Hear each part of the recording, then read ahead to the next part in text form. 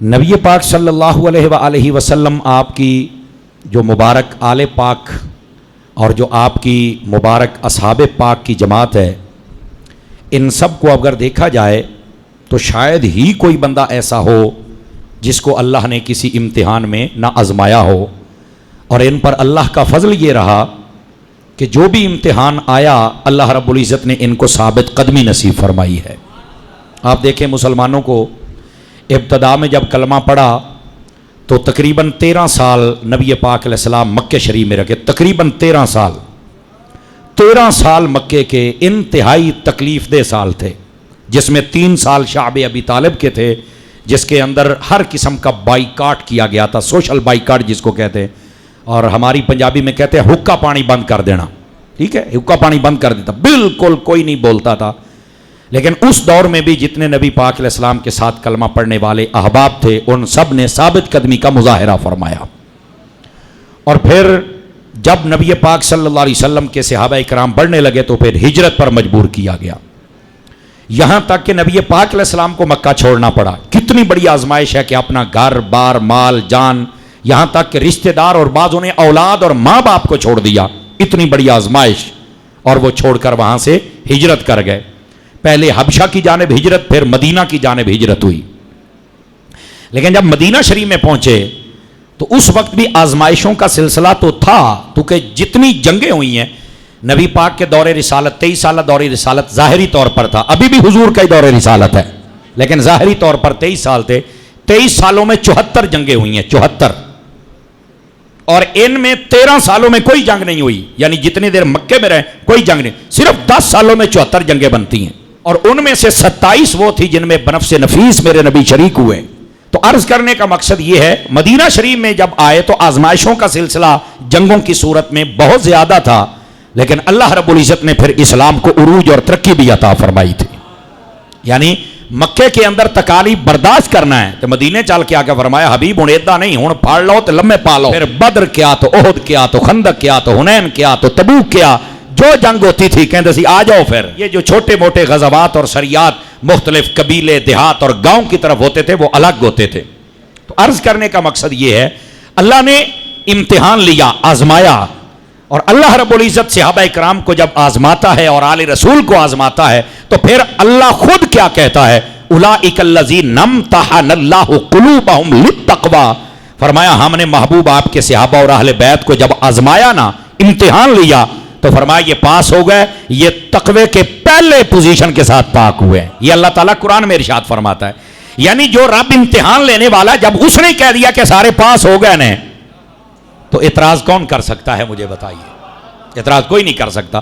رب تبارک و تعالیٰ نے سند جاری فرما دی، بلکہ یہاں تک بعض لوگ کہتے ہیں کہ فلاں بندے نے نا دل سے کلمہ نہیں پڑھا تھا، تو اللہ رب العزت نے فرمایا محبوب کے صحابہ کے بارے میں اور آل رسول کے بارے میں، فرمایا اولئک کتب فی قلوبہم الایمان، فرمایا محبوب تیرے صحابہ وہ ہیں جن کے دلوں میں ہم نے ایمان کو فٹ کر دیا ہے۔ اب کون ہے جو کہتا ہے کہ انہیں ڈھڈو نہیں پڑے آتا ہے نا، تو اندر بڑھ کے بیٹھے ہے؟ اپنے کلمے اور ایمان کا اعتبار کرنا چاہیے، ان کے ایمان کی گواہیاں تو میرے رب نے خود ارشاد فرما دی ہوئی ہیں۔ تو عرض کرنے کا مقصد یہ، لفظ امتحان کے ساتھ اللہ فرماتا ہے ہم نے آزمایا اور حبیب آپ کے صحابہ کامیاب ہو گئے اور آپ کی آل کامیاب ہو گئی۔ یہ اللہ رب العزت آزماتا ہے۔ انہی آزمائشوں میں سے ایک آزمائش کربلا میں بھی آئی، اور یہ ایسی آزمائش تھی، حضرت امام علی مقام امام حسین رضی اللہ تعالی عنہ، آپ کی ولادت کے ساتھ یہ اس بات کی شہرت ہو چکی تھی کہ امام علی مقام کو شہید کر دیا جائے گا۔ حضرت امام علی مقام رضی اللہ تعالی عنہ آپ جب پیدا نہیں ہوئے تھے تو آپ کی چچی ہے نبی پاک علیہ السلام کی چچی، ان کا نام ہے حضرت ام الفضل رضی اللہ تعالیٰ عنہ، حضرت عباس کی بیوی ہیں۔ مشکاہ شریف میں حدیث ہے، یہ فرماتی ہیں کہ میں نے خواب دیکھا اور خواب بڑا ڈراؤنا خواب تھا، تو میں نبی پاک علیہ السلام کی خدمت میں گئی اور چل کے کہا یا رسول اللہ صلی اللہ علیہ وسلم انی رأیت حلما منکرا، یا رسول اللہ میں نے خواب دیکھا ہے اور بڑا ڈراؤنا اور بڑا عجیب خواب ہے۔ نبی کریم علیہ السلام نے فرمایا ما ہوا، کیا ہے وہ خواب؟ تو ان کا انہو شدید، میں نہیں بتاتی، وہ بڑا ڈراؤنا ہے، میرا دل نہیں کرتا بتانے کے لیے۔ فرمایا ما ہوا، پھر بھی بتا تو صحیح نا، ذرا مجھے اگر کہا ہے تو مجھے بتاؤ۔ تو حضرت ام الفضل رضی اللہ تعالی عنہا کہنے لگی میں نے دیکھا ہے کہ فرماتی ہیں کہ میں نے یہ دیکھا کہ آپ کے جسم کا ایک ٹکڑا ہے، فرمایا وہ کٹ گیا اور کٹ کر وہ میری گود میں آ کے گرا ہے۔ جب میں نے یہ خواب دیکھا تو میں تو ڈر گئی، میں کیسے برداشت کروں کہ نبی پاک کا جسم کٹ جائے، کسی بھی جگہ سے کٹ لگے اور کٹ کر وہ میری گود میں آ گرے، تو میں تو بڑی پریشان ہو گئی۔ تو نبی پاک صلی اللہ علیہ وسلم آپ نے ارشاد فرمایا رأیت خیرا، آپ نے فرمایا تو نے اچھا خواب دیکھا ہے۔ بس اوقات خواب ڈراؤنا ہوتا ہے لیکن اس کی تعبیر اچھی ہوتی ہے، تو فرمایا تم نے اچھا خواب دیکھا ہے۔ تو عرض کی یا رسول اللہ صلی اللہ علیہ وسلم اس کی کیا تعبیر ہے، کیسے یہ اچھا خواب ہے؟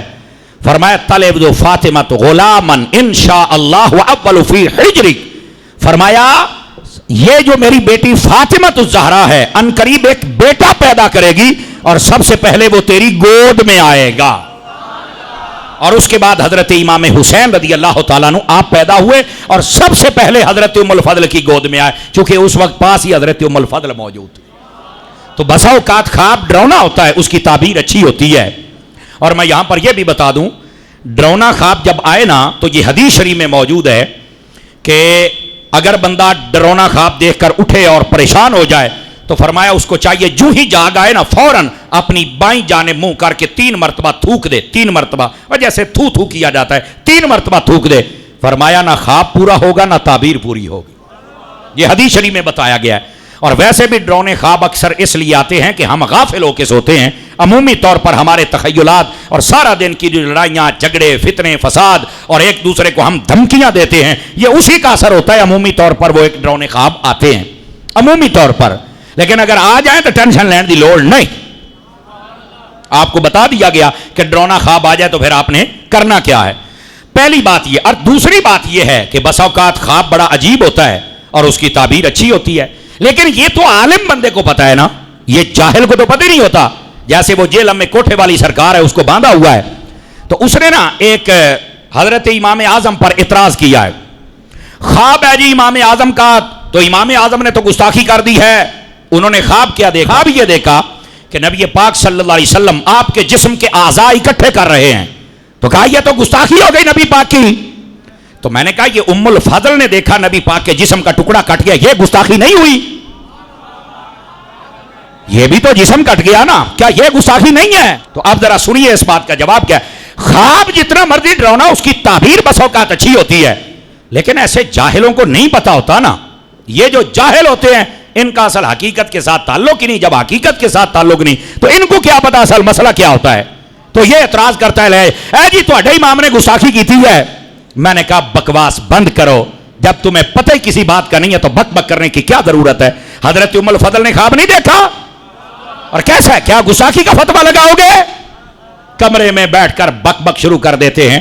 تو جو حضرت امام اعظم رضی اللہ تعالیٰ عنہ آپ نے دیکھا نا کہ میں نبی پاک کے جسم کے اعضاء اکٹھے کر رہا ہوں، تو اس کا مطلب یہ تھا کہ آپ دین مصطفیٰ کے مسائل اکٹھے کر کے امت کو عطا فرمائیں گے۔ حضرت امام بخاری رحمت اللہ تعالی علیہ جڑیاں کہنا میں آ کتاباں نوں ماننا، پڑھ بخاری دے وچ کی لکھیا ہوا ہے، اس کا مقدمہ پڑھو، بخاری کے تذکرے پڑھو، اس میں لکھا امام بخاری رحمت اللہ تعالی علیہ آپ نے ایک مرتبہ خواب دیکھا کہ نبی پاک علیہ السلام کے جسم پر میں کسی مکھی کو نہیں بیٹھنے دے رہا، میں مکھیوں کو ہٹا رہا ہوں۔ یہ خواب دیکھا ہے۔ امام بخاری پر بھی فتویٰ لگاؤ گے؟ تو جب پوچھا کہ اس کی تعبیر کیا ہے تو فرمایا اس کی تعبیر یہ تھی کہ نبی پاک کی حدیثوں میں سے جو صحیح ہیں وہ الگ کروں گا اور جن میں کسی قسم کا سکم ہے ان کو الگ کروں گا۔ نبی پاک کی صحیح حدیثیں جمع کرنے کے لیے مجھے یہ خواب دکھایا گیا تھا۔ اب خواب جیسا بھی ہو تعبیر اس کی ایک الگ ہوتی ہے، اور یہ ایسے ہی بک بک کر کے بس اس کو موقع چاہیے بزرگوں پہ بھونکنے کے لیے، پتہ نہیں بزرگوں نے اس کا نقصان کیا کیا۔ اس واسطے ایسے بزرگوں کے جو دشمن ہوتے ہیں ان کو اس حدیث سے سمجھنا چاہیے کہ جب امام پاک رضی اللہ تعالی عنہ آپ نے ابھی پیدا ہونا تھا تو اس سے پہلے حضرت ام الفضل کو خواب دکھایا گیا، اور خواب بھی کیسا تھا کہ جسم کا ٹکڑا کٹ گیا ہے، تو کیا گستاخی کا فتویٰ لگاؤ گے؟ تعبیر تو دیکھو، جب جاہل کے پاس علم نہیں ہے تو بک بک شروع کر دیتا ہے۔ تو خدا ایسوں کو ہدایت عطا فرما دے۔ ویسے جتنی گستاخیاں کی ہیں مجھے لگتا نہیں اس کو ہدایت ملے گی، اور بڑی گندی اور بری موت آئے گی اس کو، اور میں کہتا ہوں کہ اگر توبہ اس کے نصیبوں میں ہے تو اللہ جلدی توفیق دے دے، اور اگر نہیں ہے تو اللہ اس کو ایسے برباد کر کے مارے نا جیسے یزید کو مارا تھا۔ وہ بھی عبرت کا نشان بنا. اور یہ جو کمرے میں بیٹھنے والے یزید ہیں, اللہ ان کو بھی ایسے برباد کرے. کیا متفق ہیں آپ اس بات سے؟ ان کو مرنا ہی ایسے چاہیے. آپ سمجھتے ہیں شاید یہ مولویوں کے کوئی مسئلے ہیں تو مولانا صاحب جذباتی ہو جاتے ہیں. یہ مولویوں کا مسئلہ نہیں, یہ غیرت ایمانی ہے, ہر بندے کو اپنے اندر رکھنی چاہیے اتنی. تو حضرت امام علی مقام امام حسین رضی اللہ تعالیٰ عنہ, یہ تھا آپ کے بارے میں خواب اور یہ تھا اس کی تعبیر, اور اس پر جو اعتراض اس جاہل نے کیا میں نے اس کا جواب بھی آپ کو دیا. اب چلتے ہیں آگے دوسری بات کی طرف. حضرت امام علی مقام امام حسین رضی اللہ تعالیٰ عنہ جب آپ پیدا ہوئے, غور سے سننے والی باتیں ہیں ذرا. میں نے کہا تھا ذکر حسین بھی ہوگا اور فکر حسین بھی, لیکن آپ میں سے کئی بالکل چوپ شاہ بن کے بیٹھے ہیں. جس حسین کا میں ذکر کر رہا ہوں وہ تو نیزوں پہ چڑھ کے بھی بولتے رہے تھے. حضرت سیدی و سیدنا امام حسین رضی اللہ تعالی عنہ, آپ جب دنیا میں جلوہ گری فرمائی پیدا ہوئے تو نبی پاک علیہ السلام نے پہلے فرمایا تھا فوراً مجھے بتانا. جب امام حسین پیدا ہوئے فوراً نبی پاک صلی اللہ علیہ وسلم گئے, اور نبی پاک نے سب سے پہلا کام کیا کیا, امام پاک کو اپنے ہاتھوں میں لے کر اپنی گود میں بٹھایا, گود میں رکھا, اور گود میں رکھنے کے بعد فرمایا اذن فی اذنہ, فرمایا نبی پاک علیہ السلام نے امام حسین کے کانوں میں آذان خود عطا فرمائی تھی. توجہ ہے, اذن فی اذنہ, کان میں آذان خود عطا فرمائی. اور دوسری بات فرمایا کہ وَتَفَّلَ فِي فَمِهِ, نبی پاک صلی اللہ علیہ وسلم نے امام حسین کو گھٹی بھی خود عطا فرمائی تھی. اور اس کے بعد وَدَعَا لَهُ, اور امام حسین کے لیے پھر دعائے برکت بھی فرمائی. اور اس کے بعد وَسَمَّاهُ حُسَيْنًا, اس کے بعد جب نام رکھنے کی باری آئی تو میرے نبی نے حسین نام رکھا تھا. اور اس کے بعد پھر جب 7 دن مکمل ہوئے تو آقا کریم صلی اللہ علیہ وسلم نے فرمایا ان کے سر کے بال بھی اتروائے جائیں, چاندی کے برابر ان کو صدقہ بھی کیا جائے, چاندی کو بالوں کے برابر. اور اس کے بعد آقا کریم علیہ السلام نے کیا فرمایا, فرمایا کہ حسین کا عقیقہ بھی کیا جائے. تو یہ نبی پاک علیہ السلام نے خود کام کیے. لیکن یہ بات آپ نے سن لی, سبحان اللہ کہہ دی. اس میں بھی ایک باریک بات ہے, اگر توجہ ہو تو سناؤں آپ حضرات کو. ادھر دیکھیں میرے عزیز میرے بھائی, صوفیانہ نکتہ یہاں یہ ہے, جب بھی کوئی بندہ پیدا ہوتا ہے تو اس کے کان میں آذان دی جاتی ہے. اچھا 3 مرتبہ آذان دی جائے تو یہ زیادہ برکت ہے. اور بعض بزرگ فرماتے ہیں کہ اگر دائیں کان میں آذان اور بائیں میں تکبیر کہی جائے تو یہ بھی بہتر ہے. لیکن یہاں صوفیانہ نکتہ یہ, آذان بھی ہو گئی تکبیر بھی ہو گئی, 3 مرتبہ کہہ دے برکت ہے, 1 مرتبہ کہنے سے بات ہو جائے گی. اور یہاں یہ بھی سن لو, اگر کوئی خدا نہ خواستہ آذان دینا بھول گیا تو آپ یہ نہ کہیں کہ بچہ تو مسلمان ہی نہیں ہوئے, آذان ہی نہیں ہوئی. آذان نہیں ہوئی پھر بھی وہ مسلمان ہے, لیکن آذان تو برکت کے لیے ہے نا. یہ بھی مسئلہ ہے, آذان نہیں بھی ہوئی تو مسئلہ نہیں ہے, لیکن بھولتے کیوں ہو؟ باقی تو سارے فیشن یاد رکھتے ہو, آذان کیوں بھول جاتے ہو؟ تو آذان بھی دینی چاہیے, آذان برکت والی بات ہے. اور پھر اگلی بات بھی سن لیجئے, صوفیاء کہتے ہیں آذان جب کانوں میں ہو جائے اور تکبیر بھی ہو جائے تو انسان کے پاس باقی پتہ زندگی میں کتنا وقت ہے. فرمایا ایسے ہی سمجھو آذان ہو گئی تکبیر ہو گئی, اب ہماری جنازے کی جماعت کا انتظار ہو رہا ہے. بس یہ ہمارے پاس وقت ہے. وہ وقت آپ کا 20 سال بن جائے, 40 سال بن جائے, 60 سال بن جائے, 80 سال بن جائے, وہ اللہ جتنا دے دے, لیکن انجی سمجھو آذان بھی ہو گئی تو تکبیر بھی ہو گئی, بس اب جماعت کا انتظار ہے. تو جب جماعت کا انتظار ہوتا ہے تو بندے کی توجہ نماز کی طرف ہوتی ہے, دائیں بائیں نہیں ہوتی. فرمایا جدو سانو پتہ ہے کان چ بانگ بھی ہو گئی تکبیر بھی ہو گئی تو پھر توجہ ایڈی دنیا نہ کر کے اپنی جماعت ہی بھول جاویں یار. اچھا پہلی بات یہ, اور دوسری بات یہ ہے میرے بھائی, آپ نے کبھی سنا ہوگا یہ عمومی طور پہ کہا جاتا ہے کہ یار آذان دینے والا خوبصورت ہو نا, خوبصورت آذان دے, نماز پڑھنے دل کرتا ہے. اسی واسطے یہ قرآن پڑھنے کے بارے میں بھی نبی پاک نے فرمایا کہ قرآن جب پڑھا جائے تو سر لگا کے پڑھا جائے. من لم یتغن بالقرآن فلیس منا, نبی پاک علیہ السلام نے فرمایا جو قرآن پڑھے اور سر نہ لگائے وہ ہم میں سے نہیں ہے. قرآن کو ذرا طرز لگایا کریں, سر لگایا کریں, اچھے انداز سے پڑھا کریں, جیسی بھی ہے لگایا کرو. عرض کرنے کا مقصد یہ قرآن کو سر سے پڑھنے کا. اسی طرح یہ جو آذان ہے یہ بھی اچھے انداز کے ساتھ دینی چاہیے. اچھا یہ جو آذان اگر خوبصورت دینے والا ہو تو نماز پڑھنے والے کا دل کرتا میں چل کے نماز پڑھوں. میں نے کہا آج ایک آذان مصطفیٰ دے رہے ہیں اور کربلا میں نماز حسین نے ادا کر کے دکھائی ہے. اگر آذان دینے والے بڑے کمال کے ہیں تو نماز پڑھنے والے نے بھی کمال ہی کر کے دکھایا ہے نا. آذان اگر نبی پاک علیہ السلام نے دی ہے تو ظاہر سی بات ہے اس کے بعد پھر نمازی نماز بھی تو پڑھتا ہے نا. صدقے جاؤں اذان دینے والے پر اور صدقے جاؤں پھر نماز پڑھنے والے پر. میرے نبی نے اذان دی ہے حسین کے کان میں اور حسین نے پھر نماز پڑھنے کا بھی حق ادا کر دیا. سبحان اللہ. تو اس واسطے یہ اس میں نقطہ ہے جو سمجھنے والا ہے. اور پھر اگلی بات بھی بڑی توجہ طلب ہے. نبی پاک نے خود گھٹی عطا فرمائی اور لعاب دہن کے ساتھ عطا فرمائی. گھٹی دینا پتہ سنت کیسے ہے؟ اپنے منہ میں کوئی چیز چبا کے نا میٹھی بالخصوص کھجور وغیرہ تو وہ اپنی زبان اس بچے کے منہ میں ڈالی جائے. یہ بہتر اور سنت طریقہ ہے. اور کئی مرتبہ ایسا حضرت مولا علی شیر خدا کے بارے میں، سیدہ پاک کے بارے میں، حسنین کریمین کے بارے میں اور بہت ساری ہستیاں جن کو نبی پاک نے گھٹی دی ہے. نبی پاک نے کوئی اور چیز نہیں، اپنا لعاب دہن دیا. کیوں؟ ساری کائنات کی مٹھاس ہے ہی مصطفیٰ کے منہ مبارک کے اندر. مصطفیٰ ویسے ہی گھٹی عطا فرماتے تھے. اور آپ کو پتہ ہے یہ جو گھٹی مصطفیٰ کی آپ کا لعاب دہن، اس کی برکت کیا ہے؟ حضرت مولا علی شیر خدا سے جب پوچھا گیا کہ آپ کے پاس اتنا علم کہاں سے آیا، فرمایا بس جب میں پیدا ہوا حضور نے وہ جو گھٹی عطا فرمائی، وہ لعاب میرے سینے میں جب پہنچا تو اللہ نے میرے سینے کو شرح صدر عطا فرما دیا اور ہر چیز واضح ہو گئی میرے اوپر.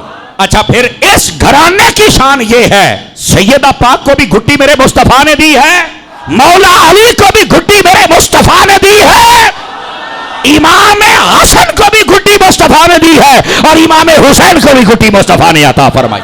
اس گھرانے کی شان اور برکت ہے میری جان.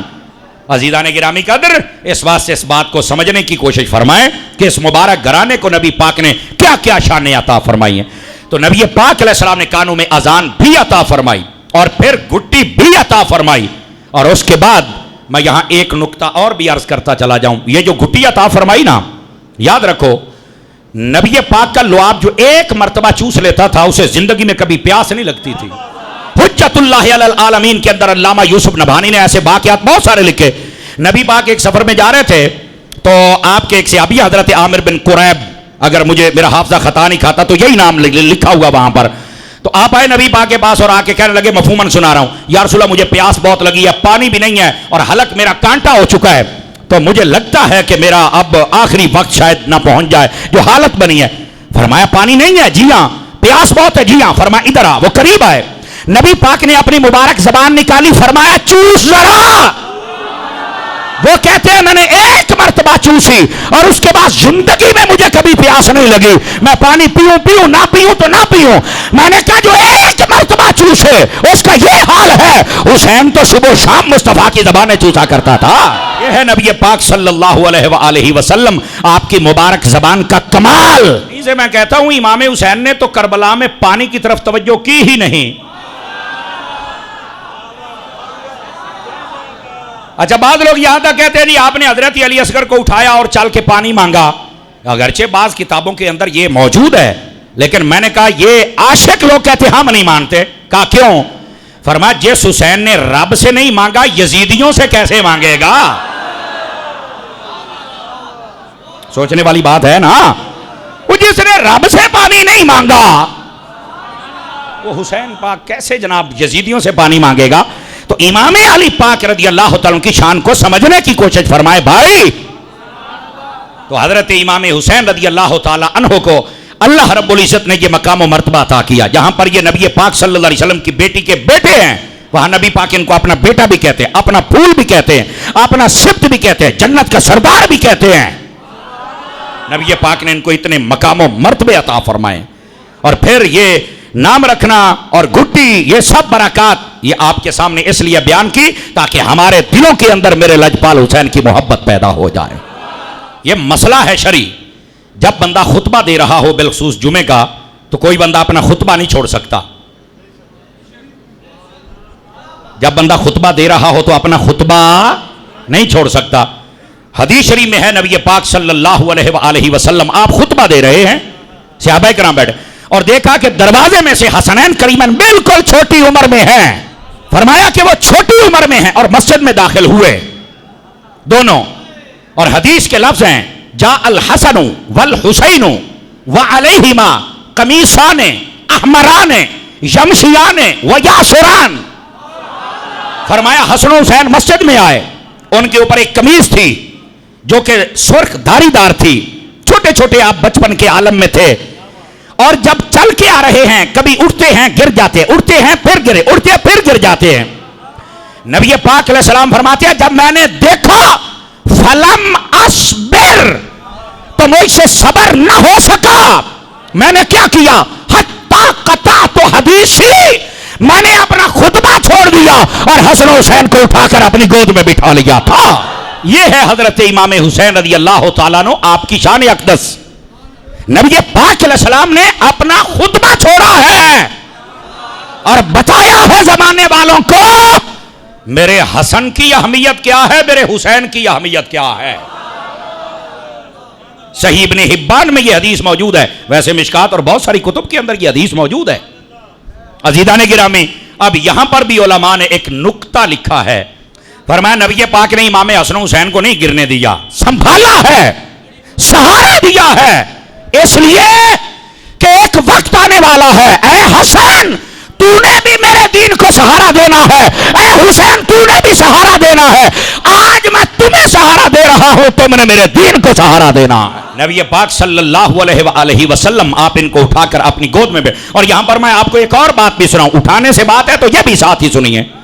نبی پاک صلی اللہ علیہ وسلم اپنے مبارک کندھوں پہ بٹھا کر نا حسنین کریمین کو چلا کرتے تھے, کندھوں پہ اٹھا کے چلا کرتے. آپ چھوٹے بچے کو کندھوں پہ اٹھائیں, ذرا دو صورتیں ہوتی ہیں, یا تو وہ ایک کندھے پہ بیٹھے گا, ایک ٹانگ ادھر ایک ادھر, تو پھر بھی آپ اپنے ہاتھ کا پیچھے سے سہارا دیں گے تاکہ بچہ ہے کہیں گر نہ جائے, اور وہ بچہ ہے وہ سر کو پکڑ کے بیٹھے گا, ٹھیک ہے. یا پھر بچہ ایسے ایک ٹانگ ادھر ایک ادھر, تو آپ پھر بھی اس کی یہاں ٹانگوں کو پکڑ کے رکھیں گے اور بچہ سر کے اوپر پہ پکڑ کے رکھے گا. امام حسین ادھر بیٹھے تو تب بھی نبی پاک کے امامے کو پکڑا ہوا ہے, ادھر بیٹھے تو تب بھی پکڑا ہوا ہے, لیکن فرق ادھر ہے تو نبی نے پیچھے سے سہارا دیا ہوا ہے, اور اگر ادھر ہے تو نبی پاک نے مبارک ٹانگوں کو پکڑا ہوا ہے کہ کہیں حسین گر نہ جائے. اس سہارے کا مطلب یہ ہے حسین نہ گرے, اس کا مطلب ہے حسین نہ گرے. اور گویا یہ نانا نواسا کی باتیں ہو رہی ہیں. فرمایا حسین میں نے تمہیں اپنے کندھوں پہ بٹھایا, ترقی دی ہے, عروج دیا ہے, بلندی دی ہے, رفعت بخشی ہے, اب اس کی لاج رکھنی ہے. حسین کہہ رہے ہیں نانا آج بھی تیری پگڑی کو سنبھالے ہوئے ہو, کربلا میں بھی تیرے امامے کو نیچے نہیں آنے دوں گا. ادھر بیٹھے تو پیچھے سے سہارا ہے, ادھر بیٹھے تو ٹانگوں کو پکڑا ہوا ہے کہ حسین ڈولے نا. حسین نے فرمایا نانا جان اگر آپ نے اتنا تکڑا کر دیا ہے زمانہ دیکھے گا, پھر حسین ڈولے گا نہیں. اگر آپ نے اتنی بلندی دی ہے تو میں آج بھی آپ کے مبارک امامے کو پکڑ کے بیٹھا ہوں, اس کا شملہ کبھی نیچے نہیں آنے دوں گا. اور دیکھ لو میرے حسین. اچھا پھر یہیں ایک نکتہ اور بھی ہے اگر آپ توجہ کریں. یزید اور یزیدی یہی کہتے رہے حسین سر جھکاؤ سر جھکاؤ سر جھکاؤ. امام حسین نے فرمایا نہیں, تیرے سامنے نہیں جھکے گا. انہوں نے جب سر تن سے جدا کیا نا تو چاہیے یہ تھا کہ سر نیچے لٹکاتے, کہ ہم نے کہا تھا جھکے, یہ جھکایا نہیں, آج اسی سر تھلے کر لیا. اپنیاں نیزیاں تے رکھ کے نا تے اپنیاں سراں تو بھی اونچا سر. گرامی قدر حضرات, اپنے سروں سے بھی اونچا حسین کا سر. ان کو یہ تو کہتے جدو اللہ مات مار دے وے نا تے ادو دشمن نو سمجھ نہیں آتی میں کردا کی پیا. حضرت امام علی پاک کا سر اقدس اپنے ہاتھوں سے اونچا کر کے پھرتے ہیں. میں نے کہا جس کو مصطفیٰ کندھوں پہ بٹھا کے اونچا کرے اسے کوئی یزید زمانے کے نیچے کر ہی نہیں سکتا ہے. حسنین کریمین کی شان کیا ہے. نبی پاک صلی اللہ علیہ وسلم سے پوچھا گیا ایو اہل بیت کا احب الیک یا رسول اللہ صلی اللہ علیہ وسلم, حضور یہ بتائیں آپ کی اہل بیت میں آپ کے بہت سارے افراد آتے ہیں, چونکہ اہل بیت میں 3 قسمیں ہوتی ہیں, اور چوتھی چیز میں آسانی کے لیے بتا دیتا ہوں. ایک نبی پاک کی ساری بیویاں اہل بیت میں ہوتی ہیں, نبی پاک کی ساری اولاد یعنی 4 بیٹیاں 3 بیٹے یہ بھی اہل بیت میں ہیں, اور وہ گھرانے جن پر صدقہ اور زکوٰۃ حرام ہے یہ بھی اہل بیت میں ہیں, اور ساتھ میں 5 تن پاک بھی اہل بیت میں ہیں. بیٹیوں میں اگرچہ ان کا ضمناً ذکر آ گیا لیکن خاص الخاص میں نے کیا تاکہ مسئلہ حل ہو جائے. یہ 4 چیزیں اہل بیت میں ہوتی ہیں. تو نبی پاک صلی اللہ علیہ وسلم آپ نے فرمایا کہ آپ کو آپ کے اہل بیت میں کون پیارا ہے, یعنی یہ سارے احباب ہیں, آپ کی بیویاں بھی ہیں, ساری بیٹیاں بھی ہیں, بیٹے بھی ہیں, آپ کے یہ گھرانے بھی ہیں, تو ان میں سے سب سے زیادہ پیارا کون ہے؟ تو پتہ کیا کہا؟ فرمایا الحسن والحسین. میرے نبی فرماتے ایک مجھے حسن بہت پیارا ہے, ایک حسین بہت پیارا ہے. یہ نبی پاک علیہ السلام. بلکہ اگر آپ تھوڑا توجہ کریں, حضرت اسامہ بن زید بن عارثہ کے بیٹے نبی پاک صلی اللہ علیہ وسلم کے یہ غلام تھے. حضرت زید بن عارثہ, ان کے بیٹے اسامہ بن زید, نبی پاک ان سے بڑی محبت فرماتے تھے. اور بعض علماء نے کہا بس اوقات ایک طرف حضرت امام حسین بیٹھتے گود میں اور ایک طرف اسامہ بن زید بیٹھتے, نبی پاک اتنا ان سے پیار کرتے تھے. غلاموں کو بھی میرے نبی نے عزت عطا فرمائی ہے. اب ہوا کیا, یہ فرماتے ایک دن میں نبی پاک علیہ السلام کی خدمت میں آیا تو میں نے دیکھا کہ نبی پاک نے چادر لی, اس کے اندر کچھ ہے, مجھے سمجھ نہیں آ رہی کیا ہے. وَهُوَ مُسْتَمِلٌ عَلَيْهِ لَا أَدْرِي, نبی پاک کے پاس کچھ ہے لیکن مجھے نہیں پتا کیا ہے. کہتے میری حاجت تھی, سوالات تھے, میں نے کیے, جواب ملا نا 10 منٹ, آدھا گھنٹہ, 20 منٹ, خدا بہتر جانے کی طرح. میں جب جانے لگا تو میں نے کہا یا رسول اللہ صلی اللہ علیہ وسلم ما ھذا الذی, یہ کیا چیز ہے, مستمل علیک, جس پر آپ مستمل ہیں, یہ جو چیز آپ کے پاس ہے یہ کیا ہے. تو نبی پاک بولے نہیں, آپ نے نا فرمایا چادر ہٹا. تو فرمایا جب میں نے چادر ہٹا کے دیکھا تو ایک کندھے پر امام حسن تھے, ایک کندھے پر امام حسین تھے. نبی پاک رات کی تنہائیوں میں بھی حسن و حسین کو جدا نہیں فرماتے تھے, اتنا پیار کرتے تھے. اور یہی وجہ ہے حضرت حذیفہ بن یمان رضی اللہ تعالیٰ عنہ, اب یہ تیسری حدیث بھی ملا کے, یہ تینوں حدیثیں ملائیں گے تو آپ کو مسئلہ سمجھ آئے گا. حضرت حذیفہ بن یمان رضی اللہ تعالیٰ عنہ, آپ چھوٹی عمر میں تھے, اپنی اماں جی کو کہتے ہیں اماں جی مجھے اجازت دیجئے, میں نبی پاک علیہ السلام کی بارگاہ میں جانا چاہتا ہوں, مجھے اجازت دو. اماں جی نے کہا پتر بات یہ, اجازت تب دوں گی جب تم نبی پاک کی بارگاہ میں میرے لیے دعا کرواؤ گے. پتا چلا بزرگوں سے دعا کروانا پرانا عقیدہ ہے, روکنے والے بچے یہ اپنا تعارف کروائیں کہ کہاں سے آئے ہیں. انڈرسٹینڈ کر رہے ہیں میری بات کو, نکتہ بھی سمجھا کریں آپ حضرات. حضرت حذیفہ بن یمان کہتے ہیں اماں جی مینوں اجازت دیو, میں دعا کراواں گا. ٹھیک ہو گیا, حضرت حذیفہ بن یمان کو اجازت مل گئی. آپ آگے نبی پاک کی بارگاہ میں, کہتے ہیں کہ میں آقا کریم علیہ السلام کے پاس بیٹھا, بڑے صحابہ بیٹھے تھے, میری جرت ہی نہ ہوئی میں بات کروں. بزرگوں کا ادب کرنا بھی پرانا طریقہ ہے, دیکھ لو, نکتہ سمجھا کرو. کہتے ہیں نبی پاک علیہ السلام نے مغرب کی نماز پڑھائی, پھر صحابہ کرام بیٹھے رہے, میں پھر نہیں بات کر سکا. عشاء کی نماز کا ٹائم ہو گیا, اذان ہوئی, نبی پاک نے پھر جماعت کرائی. اچھا جماعت کرانے کے بعد نبی پاک خلاف معمول مسجد اقدس سے باہر نکلے اور ایک جانب چل پڑے. حذیفہ بن یمان کہتے ہیں میں باہر نکلا, میں نے کہا بات تو ہوئی نہیں, اماں کے لیے دعا تو کروائی نہیں, گھر بھی جانا ہے, ٹائم بھی بڑا ہو گیا ہے, تو چلو میں اب نبی پاک کے پیچھے جاتا ہوں. فرماتے میں جب نبی پاک کے پیچھے چلا نا تو نبی پاک نے پیچھے مڑ کے نہیں دیکھا, اور آپ کو پتا عشاء کے بعد اندھیرا ہوتا ہے اور آج کل کی لائٹنگ کا سسٹم بھی نہیں تھا. کہہ رہے میں پیچھے چل رہا ہوں, نبی پاک آگے ہیں, تو ابھی میں بولا نہیں, بات کی نہیں. نبی پاک نے چلتے چلتے کہا یہ جو میرے پیچھے آ رہا ہے یہ کہیں حذیفہ تو نہیں ہے. اور اگلی بات جو کہی, فرمایا اگر حذیفہ ہے تو جا اللہ تیری بھی بخشش فرمائے, تیری ماں کی بھی بخشش مغفرت فرما دے. حضرت حذیفہ بن یمان کو نبی پاک نے جب فرمایا نا میرے پیچھے آنے والا حذیفہ تو نہیں ہے, اگر حذیفہ تو جا اللہ تیری اور تیری ماں کی بخشش و مغفرت فرمائے. آپ کو سن کے اتنا مزہ آیا, بتاؤ حذیفہ بن یمان کو کتنا مزہ آیا ہو کہ ابھی میں نے بات کہی نہیں ہے اور دعا کروائی نہیں, اور نبی پاک کو پہلے پتا ہے. یہی تو علم غیب ہے, اور کس کو کہتے ہیں بھائی. اور پھر جو اگلی بات کہی وہ سنیے گا. فرمایا حذیفہ قریبا, وہ قریب ہے. آپ نے فرمایا وہ دیکھ کوئی چیز نظر آ رہی ہے, تو کہتے ہیں اندھیرے میں مجھے لگا کہ وہاں کچھ ہے, پہچان نہیں میں سکا. میں نے کہا یا رسول اللہ کیا ہے؟ فرمایا ان ھذا ملک لم ينزل الارض قط قبل هذه الليلہ. فرمایا یہ فرشتہ ہے, آج سے پہلے یہ کبھی زمین پر نہیں آیا, آج آیا ہے. حضور کیوں آیا ہے؟ فرمایا استأذن ربہ ان یسلم علی, اس نے رب سے اجازت مانگی تھی کہ اے باری تعالیٰ ایک مرتبہ تو مجھے مصطفیٰ کے پاس چل کے سلام کہہ کے آنے دینا. تو یہ مجھے سلام کہنے آیا ہے, اور جب یہ نکلا سلام کہنے کے لیے تو اللہ نے فرمایا محبوب کی طرف صرف سلام نہیں, میرا پیغام بھی لے کے جا. اور وہ کیا ہے؟ وَيُبَشِّرَنِي بِأَنَّ فَاطِمَةَ سَيِّدَةُ نِسَاءِ أَهْلِ الْجَنَّةِ وَإِنَّ الْحَسَنَ وَالْحُسَيْنَ سَيِّدَا شَبَابِ أَهْلِ الْجَنَّةِ. فرمایا میرے مصطفیٰ کو چل کے یہ بشارت بھی دینا کہ تیری بیٹی کو ہم نے جنت کی عورتوں کی سردار بنا دیا, اور تیرے نواسے حسن و حسین کو جنتی جوانوں کا ہم نے سردار بنا دیا ہے. سبحان اللہ. اور اس حدیث پاک کو سن کے آپ نے سبحان اللہ کہا، لیکن اس میں دو نکتے ہیں، اجازت ہو تو سناؤں آپ حضرات کو کیا نکتے ہیں؟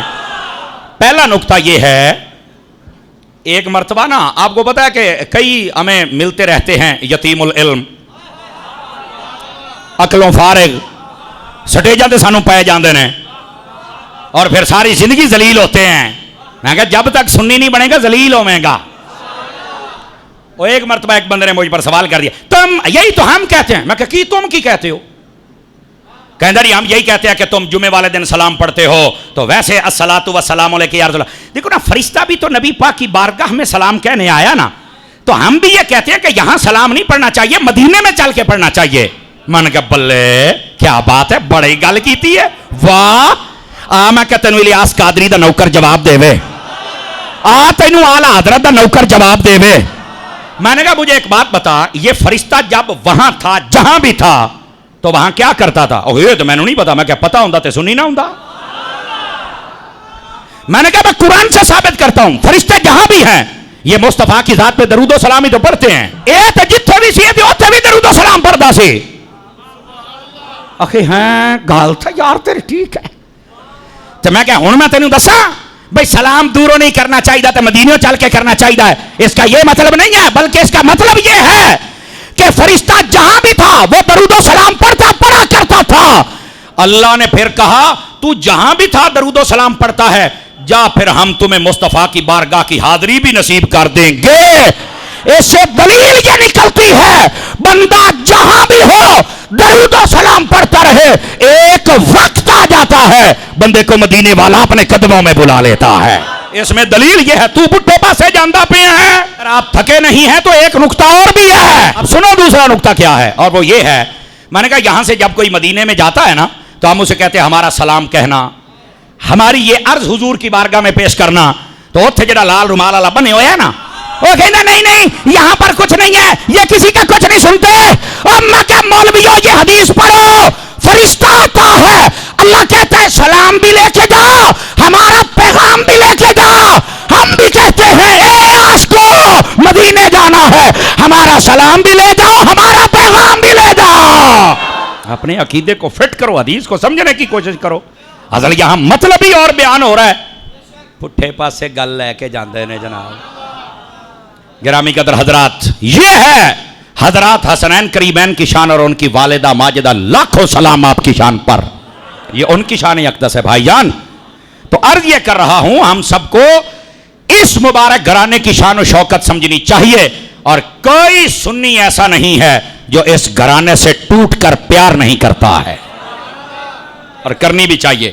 اس کے بغیر ہمارا گزارا نہیں. اعلیٰ حضرت صاحب رحمت اللہ علیہ آپ نے لکھا، فرمایا اہل بیت رسول اور بالخصوص حسنین کا پیار یہ فرض قطعی ہے.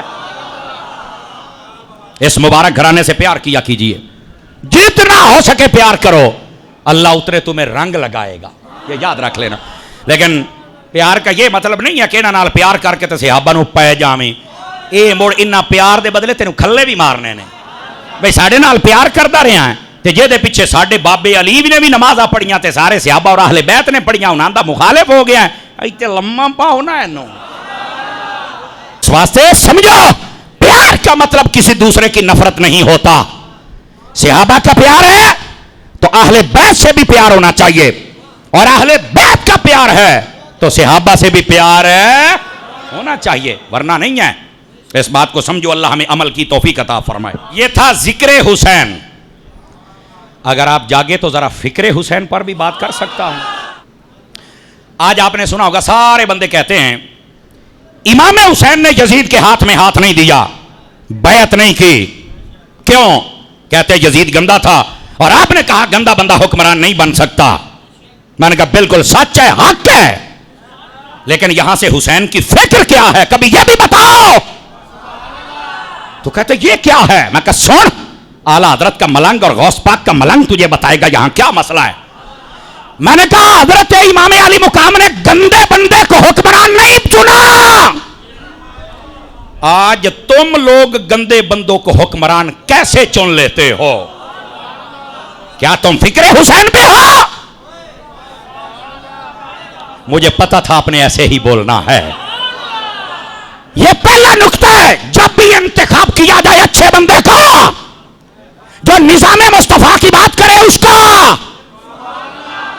2 نمبر بندے کو تم اپنا حاکم نہیں بنا سکتے. یہ فکر حسین ہے. آپ نے 2 نمبر بندے کو، یہ بیعت کا مطلب ووٹ تھا. اس وقت ہاتھ میں ہاتھ دے کے ووٹ دیا جاتا تھا، اور آج کے دور میں ٹھپا لگایا جاتا ہے. امام نے فرمایا میں نہیں دوں گا. ہمیں پتہ چلا ہے یہ شریعت کی مخالفت کرتا ہے. شریعت کے مطابق ہو جائے سب ٹھیک ہے، اگر نہیں ہے تو ہم گندے بندے کو حاکم بنا سکتے. تو یہ فکر حسین کا پہلا نقطہ ہے. کیا ہم اچھے بندے کا انتخاب کرتے ہیں یا بندے کا یا گندے بندے کا، یہ فیصلہ آپ نے کرنا ہے. پہلا نقطہ. دوسرا نقطہ بھی آ گیا، تمہارے عقیدے کا مسئلہ ہے. میں نے کہا تھا میں نے آپ کو چیک کرنا ہے، اور وہ یہ ہے امام حسین نے یزید کے ہاتھ میں ہاتھ نہیں دیا کہ یہ گندا بندہ ہے. لیکن میں نے کہا اسی امام حسن اور امام حسین نے حضرت امیر معاویہ کے ہاتھ میں ہاتھ دیا تھا. اور یہ فرق ہے. بتاؤ لوگوں، امام حسن و حسین نے جس یزید کے ہاتھ میں ہاتھ نہیں دیا وہ گندا ہے، ہم اسے نہیں مانتے. اور جس امیر معاویہ کے ہاتھ میں ہاتھ دے دیا ہے وہ اچھا ہے اور ہم مانتے ہیں. اور میری جان، یہ تو کہا جاتا ہے کہ حضرت امام علی مقام نے یزید کے ہاتھ میں ہاتھ نہیں دیا چونکہ وہ گندا تھا.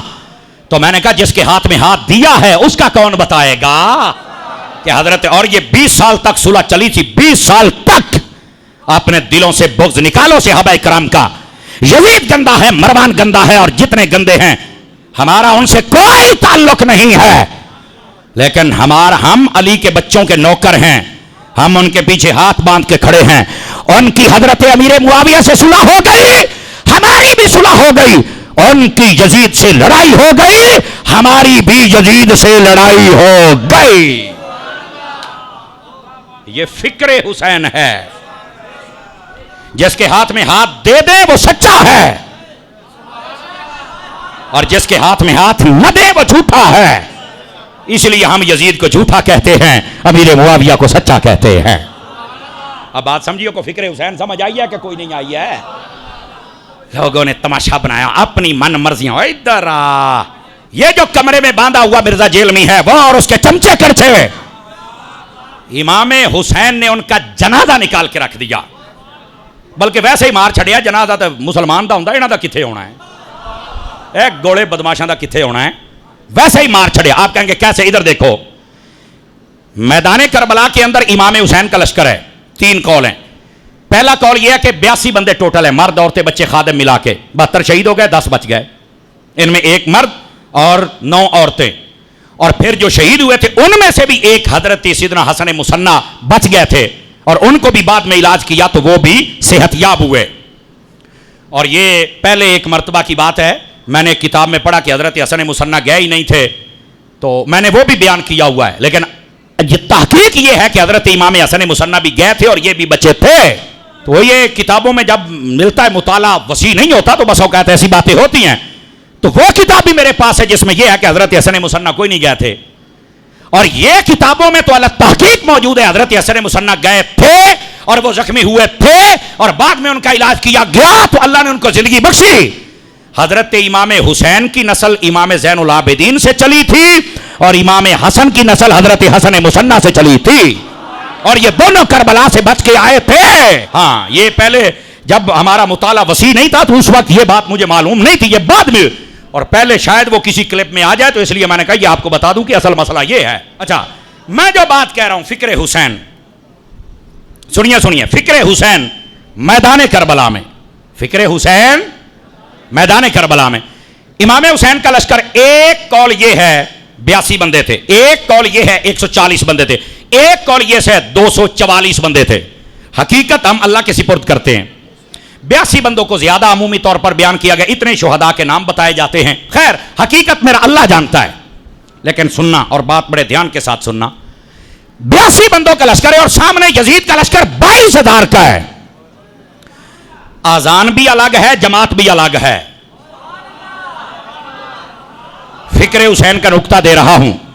اور یہ کوٹھے والی سرکار اور اس کے چمچے کڑچے ذرا توے کہہ رہے جب کلمہ ایک ہے، قرآن ایک ہے، نماز ایک ہے، اللہ ایک ہے، کعبہ ایک ہے، تو سارے اکٹھے ہو جائیں، تو سارے اکٹھے ہو کے نماز پڑھیں۔ تو میں نے کہا امام حسین کو نہیں پتا تھا سامنے والوں کا کلمہ ایک ہے، قرآن ایک ہے، نماز ایک ہے، کعبہ ایک ہے، اللہ ایک ہے، رسول ایک ہے، اور دشا مل گیا۔ اور سنو، اس بات کو سمجھنے کی کوشش کرو، کیا جواب ہے؟ امام حسین نے اس فکر کو دفن کر دیا۔ فکر حسین یہ ہے کہ سامنے والے کی داڑھی، کلمہ، نماز یہ نہیں دیکھنا، یہ دیکھو نبی کے صحابہ اور اہل بیت اور دین کے کچھ لگتے ہیں یا نہیں لگتے ہیں۔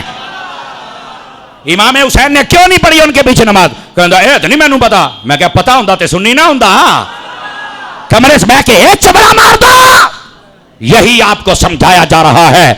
امام حسین نے 22,000 کا لشکر نہیں دیکھا، ان کی داڑیاں، کلمے نہیں دیکھے، یہ نہیں کہا کہ کلمہ گو ہے، اللہ کو مانتے، رسول کو، قیامت کو، قبر کو، حشر کو، نصر کو، فرشتوں کو، اللہ ایک ہے، رسول ایک ہے، قرآن ایک ہے، کلمہ ایک ہے، کعبہ ایک ہے، تو ہم اکٹھے ہو جاتے ہیں۔ فرمایا نہیں، جب بات حق کی آ جائے باطل الگ ہو جاتا ہے، حق الگ ہو جاتا ہے۔ اگر باطل کا رش ہو تب بھی رش نہیں دیکھا جاتا، حق دیکھا جاتا ہے۔ امام علی پاک رضی اللہ تعالیٰ چھوٹے چھوٹے اختلاف ہوتے ہیں، تو میں کہا امام حسین کو کوئی نہیں پتا اختلاف ہے یا نہیں ہے۔ امام حسین نے تو ان کا فکر کو خدا کی قسم دفن کر کے رکھ دیا ہے۔ اسی واسطے جب بھی ایسے ہی کلمہ پڑھنے والے، نبی پاک کے سامنے ایک جنازہ لا گیا، ترمذی شریف میں موجود ہے، حضور نے فرمایا اس کا جنازہ میں نہیں پڑھیں گے۔ نبی پاک کی بارگاہ کے اندر کوئی یہودی عیسائی کا جنازہ تو نہیں ہوگا نا، آخر کسی کلمہ کو ہی ہوگا نا۔ نبی پاک نے فرمایا میں نہیں یہ جنازہ پڑھانا۔ کیوں؟ فرمایا میرے عثمان دے نال بغض رکھدا ہے۔ تو کسی نے بھی نہیں کہا کلمہ ایک ہے، قرآن ایک ہے، نبی ایک ہے، آپ ہیں تو آپ کے ہوتے، ٹھیک ہے، اللہ نو مندا ہے، رسول نو مندا ہے، قیامت نو مندا ہے، سارے نو مندا ہے، تے عثمان نو نہیں منیا تو کیڑی گل ہے؟ فرمایا خدا و مصطفیٰ اسے قبول ہی نہیں کرتے جو میرے صحابہ کو نہیں مانتا ہے، خدا و رسول اسے مانتے ہی نہیں جو میری اہل بیت کو نہیں مانتا ہے۔ تو میرا پتر جڑا ساڈے سامنے کلمہ پڑھ کے آوے نا تے پہلو دسے بچوں یاراں نو مندا ہے کہ نہیں مندا ہے، ساڈے سامنے حوصلہ کر کے دسے پانچ تن پاک نو مندا یا نہیں مندا ہے۔ جڑا کلمہ سانو سنا رہا ہے حوصلہ کر کے دسے کیا یہ نعرہ لگاتا ہے کہ ہر صحابی نبی؟ اگر یہ نعرہ نہیں لگاتا تو ہمارا کچھ نہیں لگتا، نہ ہم اس کا مولوی پونا دیکھیں گے، نہ کلمہ، نہ داڑھی دیکھیں گے۔ ہم خدا و مصطفیٰ کے بعد آل کو بھی دیکھتے ہیں، اصحاب کو بھی دیکھتے ہیں۔